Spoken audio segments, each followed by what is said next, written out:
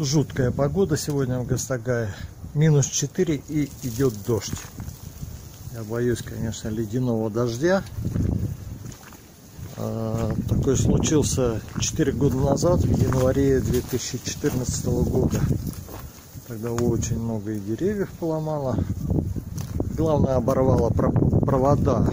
Елена Александровна Иовлева рассказывала мне, главный редактор газеты «Тамань» Темрюкского района. В общем, ужасы творились, конечно. Вот, добрый хозяин собаку в такую погоду не выгонит. Моя прекрасная половина отправила меня на почту платить. Вот у нас радостное событие.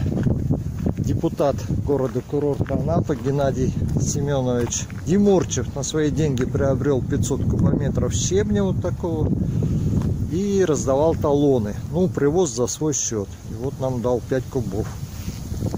Будем засыпать наши дороги. Народная инициатива в действии.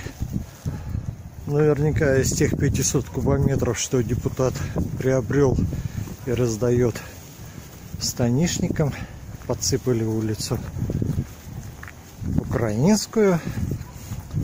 Здесь были страшные ямы. Теперь можно путешествовать. Я в последнее время ее уже обходил. Ходил по другим улицам до центра.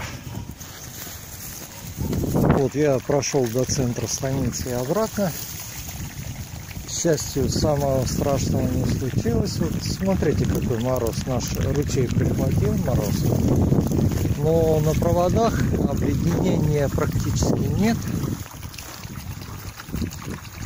Вот на Иве чуть-чуть есть все-таки, но, наверное, благодаря сильному ветру не обмерзают провода пока.